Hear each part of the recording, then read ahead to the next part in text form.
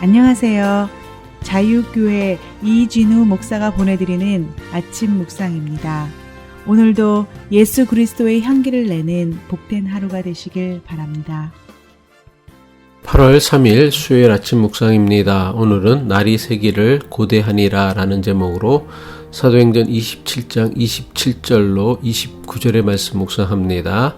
열 나흘째 되는 날 밤에 우리가 아드리아 바다에서 이리저리 쫓겨가다가 자정쯤 되어 사공들이 어느 육지에 가까워지는 줄을 짐작하고 물을 재어보니 20길이 되고 조금 가다가 다시 재니 15길이라.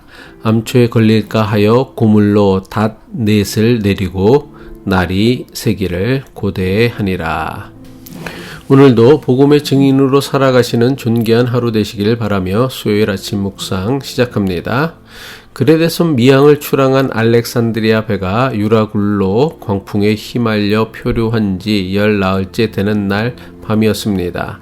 사도행전 27장 27절이죠. 열 나흘째 되는 날 밤에 우리가 아드리아 바다에서 이리저리 쫓겨가다가 자정쯤 되어 사공들이 어느 육지에 가까워지는 줄을 짐작하고. 아드리아 바다는 알렉산드리아 배가 극적으로 상륙하게 될 멜리데 섬, 현재는 지중해 몰타 섬 앞 바다를 일컫는 이름입니다. 아드리아 바다는 알렉산드리아 배가 출항한 그레데 섬 미항에서 약 500마일이나 떨어진 곳이었습니다. 그레데 섬 미항을 출항하여 40마일 떨어진 베닉스 항구로 가려고 했던 알렉산드리아 배는 유라굴로 광풍에 무려 500마일이나 떨어진 아드리아 바다까지 떠밀려 간 것입니다. 지난 열 나흘 동안 유라굴로 광풍으로 인해 태양도 별도 보이지 않는 칠흑 같은 어둠만 계속되었습니다. 알렉산드리아 배가 아드리아 바다에 이르렀다고 해서 유라굴로 광풍이 잦아든 것은 아니었습니다. 아드리아 바다에서도 알렉산드리아 배는 유라굴로 광풍으로 여전히 이리저리 힘없이 떠밀려 다니고 있었습니다. 바로 그날 밤 자정쯤 되었을 때였습니다. 여러 명의 선원은 알렉산드리아 배가 육지에 가까워지고 있음을 느꼈습니다. 자신들이 탄 배가 육지에 가까워졌다는 것을 육감적으로 알아챈 선원들은 배의 난간에서 물의 깊이를 재보았습니다. 사도행전 27장 28절이죠. 물을 재어보니 20길이 되고 조금 가다가 다시 재니 15길이라. 처음 재었을 때는 20길이었습니다. 20길은 36m에 해당합니다. 선원들은 조금 기다렸다가 다시 수심을 재보았는데 이때는 수심이 15길, 즉 27m였습니다.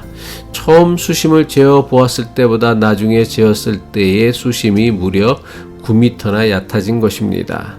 수심이 급격하게 얕아지고 있다는 것은 배가 육지에 점점 가까워지고 있다는 확실한 증거였습니다.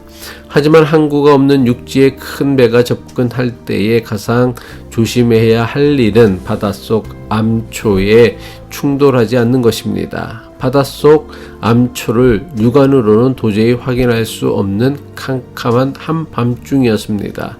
선원들은 캄캄한 한밤중에 배가 암초에 걸려 침몰할지도 모른다는 두려움에 닷 넷을 내려 배를 정박시켰습니다.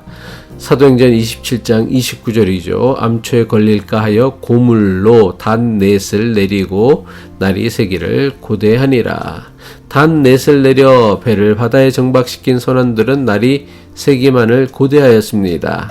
날이 새어야 암초를 피해 배를 육지에 상륙시킬 수 있기 때문입니다. 승객들 역시 선원들과 똑같은 마음으로 한순간이라도 속히 날이 밝기만을 간절히 고대하였습니다. 날이 새기만을 간절히 고대하였다는 사도행전의 기록은 알렉산드리아 배의 선원들과 승객들이 날이 새기만 하면 살 수 있다는 소망을 품었다는 것을 의미합니다. 알렉산드리아 배가 만난 유라굴로 광풍은 지중해를 항해하는 배들이 만나게 되는 일반적인 태풍이 아니었습니다. 유라굴로 광풍은 모든 것을 집어삼키는 그야말로 죽음의 광풍이었습니다. 그래서 사도행전은 유라굴로 태풍이 아니라 유라굴로 광풍이라고 기록한 것입니다. 알렉산드리아 배는 유라굴로 광풍에 휩싸이는 순간부터 선원들의 조정과 통제가 불가능한 상황에 놓였습니다. 선원들이 할 수 있는 일이라곤 배가 전복하지 않도록 비상식량을 제외한 모든 화물을 바다에 던져버리는 것이었습니다. 알렉산드리아 배가 바울의 만류에도 불구하고 미항을 출항하였던 이유가 무엇이었습니까? 배에 실었던 화물들을 안전하게 지키기 위함이었습니다. 그런데 그 화물 모두를 자신들 손으로 바다에 던져버려야만 했던 것입니다.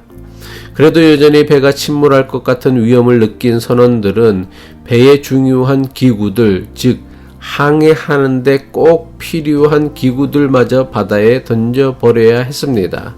하지만 선원들의 노력에도 불구하고 배는 여전히 유라굴로 광풍에 휘말려 통제불능 상태였습니다. 이젠 배가 침몰하지 않도록 선원들이나 승객들이 손을 쓸 방도는 하나도 없었습니다. 선원과 승객들은 죽음의 광풍에서 살아날 수 있으리라는 구원의 여망마저도 기대할 수 없는 절망적인 지경에 이른 것입니다. 당시 사람들은 바다를 죄를 지은 인간들에게 신들이 벌을 주는 장소라고 여겼습니다. 알렉산드리아 배의 선원과 승객들은 이제 자신들은 신들의 벌을 받아 죽는다며 삶에 대한 소망을 완전히 포기한 상태였습니다. 구원의 여망마저 포기해야 했던 사람들이 날이 새기만을 간절히 고대할 수 있게 된 것은 바울이 담대하게 하나님의 구원을 선포하였기 때문입니다. 모든 사람이 절망에 사로잡혀 있을 때에 바울은 하나님께서 모든 사람의 생명을 살려주실 것이라는 소망의 말씀을 선포하였습니다. 바울의 담대한 선포를 들은 선원과 승객들은 바울이 선포한 소망의 말씀을 믿었습니다.